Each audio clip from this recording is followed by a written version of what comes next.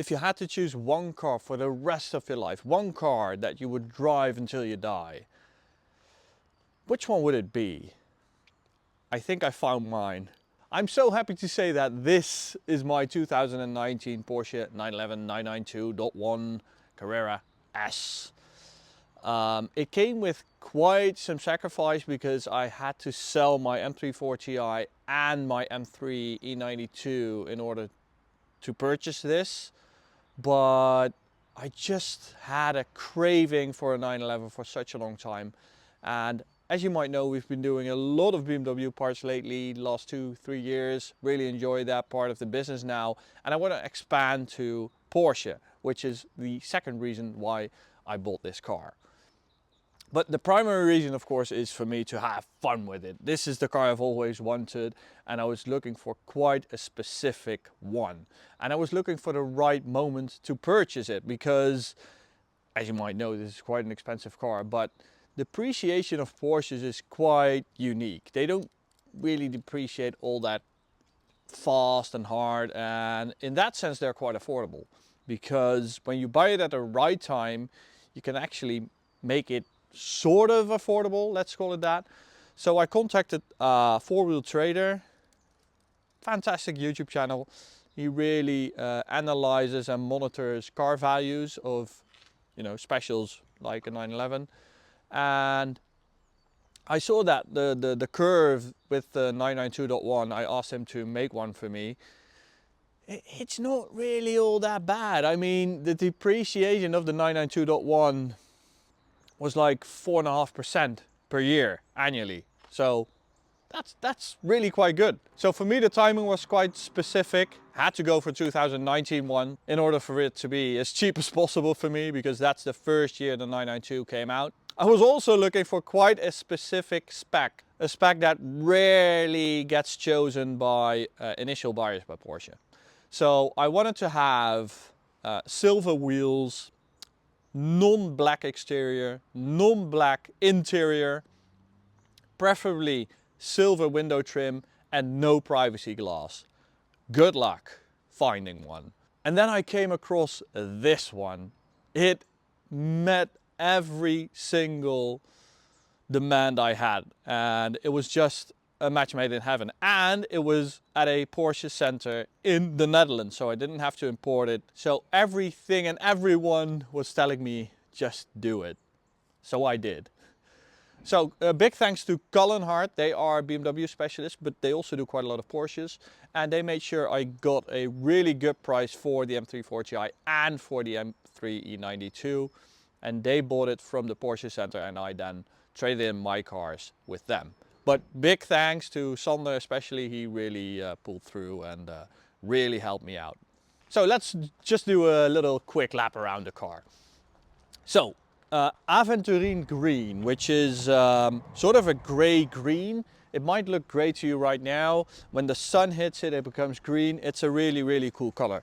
As I said, no privacy glass, just clear glass, silver exhaust tips. It doesn't have the Carrera S badge on the rear, which I really like, just 911 with the classic 911 logo. Really, really like that. With the 992, you always get the wide body, so you don't have to go for the 4S anymore to get the wide body. This is with every model, even the Carrera. So underneath here we have the 3-liter Boxer 6 bi-turbo engine. So it's a Carrera S, so you get larger turbos. With the Carrera you get smaller turbos, 450 horsepower. But of course you can also watch Max's review on this car, on the 2019 992 Carrera S, and you get to know all about it and see what it does, see all the numbers, because it's actually really impressive what it does with only 450 horsepower. Little spoiler alert, this doesn't have 450 horsepower. Well, when I bought it, it didn't have 450 horsepower, but I'll explain to you later. So what also enhances that classic feel, I wanted a modern 911, but with a classic feel to it, which is why I went for this spec. The Fuchs wheels really help. It's 20-inch in the front with a 245 section tire, 21s at the rear with a 305 section tire, so really wide, large tire. I think comfort-wise and driving dynamics-wise, a 19 and a 20 set would be a little better, but I really like the look of this classic Fuchs wheel and I am keeping them. On the interior, ta-da, we also have Grandpa Spec. Well, there's our X545E, also a new car, which is also completely grandpa. We really are getting old, and you can see it by the taste in our cars. So it's black leather at the top and at the end of the dashboard, combined with Iceland green stitching, wooden trim, aluminium, and then an Iceland green leather interior. The guys at the Porsche Center told me that the interior options are 25,000 euros. That's completely bonkers to me, but I think the first owner had the same taste in cars as I do. He's probably 75 years old, but if he's not, contact me. Well, if you are 75 years old, also contact me, because I would love to hear the story how you spec this car and how you experienced it and why you sold it. What I don't like about the 992 interior is the sound system. So there's 3 levels. You have the bass sound system, you have the Bose sound system, and then there's another more expensive one. I have the Bose audio, so the first upgrade. Well, let me tell you, it's not really all that good. I drove home from when I picked it up at Cullenhart, and I thought, well, I'm in my new car, let's enjoy it with a little music. And I came from my M340i, and I was so disappointed. I was so disappointed with the audio quality. It's really, really bad. So I contacted a few acquaintances of mine who also own Porsches. For instance, you have Wouter Karsen from Autobahn, and I know that he has been doing upgrades audio-wise with Klank audio, and they specialize in 911s, specifically the 992, to do like a 4th version, an even better upgrade aftermarket, but with unmatched expertise. So they do all these adaptations to what kind of interior you have. Do you have Alcantara? Do you have leather? What is your seating position, even to angle the speakers? It's really, really dedicated. I've seen some of their work, and I'm planning to go there to have some stuff done to my little baby right here. Second thing I don't like is the cup holders. So 911s have always had 2 cup holders, you know, that you could click out of the right side of the interior of the dashboard. So one for the driver, one for the passenger. Now though, with the 992, you get this little insert that first you have to get this little cubby out, and then you have to insert a cup holder. It seems like something Skoda would have done, you know, with all these little clever accessories. But first of all, where do you leave the stupid thing that you eject? Well, in the glove box, and then that's completely full. And what I also don't like is the piano black stuff in the center console. And there's no option to upgrade that. I would have loved that to be wooden as well, but it's always piano black. Whether you have a carbonic interior, whether you have a GT3, a Turbo S, whatever kind of special edition, it's always stupid, cheap piano black. What I do really like is the spaciousness of the 992. So I have 2 kids and a dog, and I can take all 3 of them with me at the same time. So I just put my passenger seat a little forward, and then there are 2 little girls, 5 and 6 years old. And they sit really, really comfortably in the 911, which to me really is a dream. And that's why this is such a unique car. It is a sports car, it is a beautiful car, it is a special car, but it's a very, very daily drivable car, and actually quite practical. So you might consider this a downside, but mine doesn't have the sports chrono package, which means you don't have the little clock in the dashboard, and you don't have a Sport Plus mode, and you don't have the drive mode selector on the steering wheel. You do with a little button on the dashboard, you can enter Sport, and you can change the suspension, but there's no, you know, push to pause button, and there's no drive selector. Oh, by the way, did I tell that the interior color is Iceland green? It's a green interior on a green car. It might not look green, it might look a bit beige, but it's actually green. So when I got this, it had done about 77,000 kilometers. I've done 2,000 already with it within 1 month. So the story starts at 76,658 kilometers. I am absolutely over the moon with this. So we wanted to test, how does it perform on the Autobahn after having done 77,000 kilometers in 6 years. Well, it should do 7.9 seconds, 100 to 200, and this is a test I typically do when I test second-hand cars to see if they perform as they should.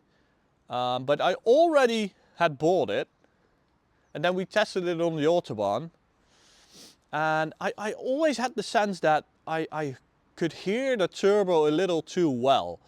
And then when we tested it on the Autobahn, it didn't do 7.9. It did it like an 8.6.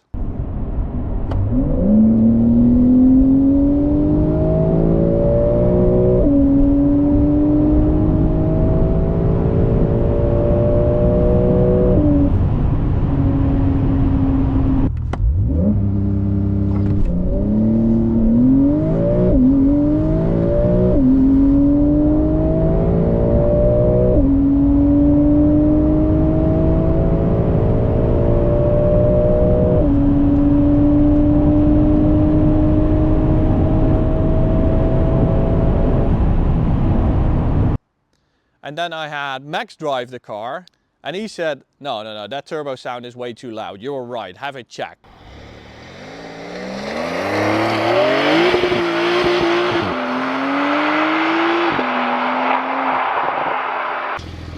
Ga niet vlammen. Wat? Ga niet vlammen. Waarom niet? Gast, het is fucking ziek hoe hard dat is, dat geluid. Dat geblaas. So I phoned up Porsche Center Gelderland, which is the biggest Porsche dealership in the Netherlands, and they are quite famous because they have a Porsche Classic Center, they have a Porsche Sonderwunsch or exclusive dealership, and they have the normal dealership.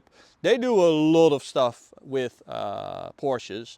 So I phoned them up, I explained like, okay, you should do a 7.9 and it's now doing an 8.6, and I thought they would never take me seriously because the Porsche Center that sold me this car said, yes, it's been Porsche approved, we've checked it on I don't know how many different levels, but I said, even though there wasn't a check engine light, it is not running the way it should run.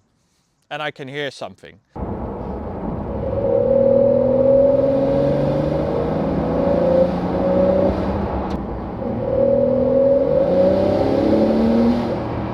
So together with like their technical expert at Porsche Center Gelderland, I did a little test drive. I said, okay, this is what I'm hearing and measuring. What do you think? And within a week, they scheduled me in and they had the engine checked. And there actually was a loose clamp from the intercooler to the intake manifold of the car, which is why it had a loss of power, a loss in turbo pressure going into the intake manifold. So I was really happy about that was just a minor issue. We are going to do a second test on the Autobahn when we have time, so it should be running well now. We're also going to do modifications on the car, of course. As I said, that's the second reason why I got it. So I already have the Akrapovic back box here, which is the next thing I'm going to do. And as I said, thinking about doing the audio upgrade. But I'll also update you on that. That's also going to be quite special, I think. And when I was at Porsche Center Gelderland, I already saw a few Porsches that also had the Klank audio upgrade. So apparently they are also quite familiar with Klank. So that's going to be really cool.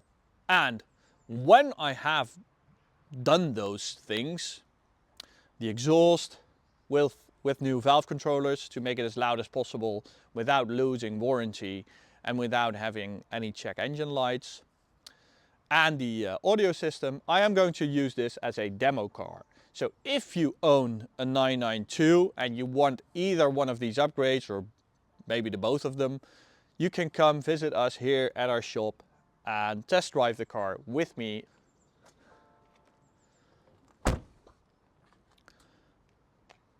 Could you hear that stupid beeping all the time? Hope not. But you can come to the shop if you have a 992 to experience the exhaust, to experience the sound system, see how you like it, and we can do everything for you here. One-stop shop, that's what it's going to be. So it's going to be an interesting journey. As I said in my intro, I intend to keep it for the rest of my life. Really, I think it's just a dream for me, this car, really. It's everything I've always wanted. I mean, I've owned 3 Ferraris. They didn't really do it for me. And this to me seems like something I will enjoy the rest of my life. Thanks guys. See you at the next video.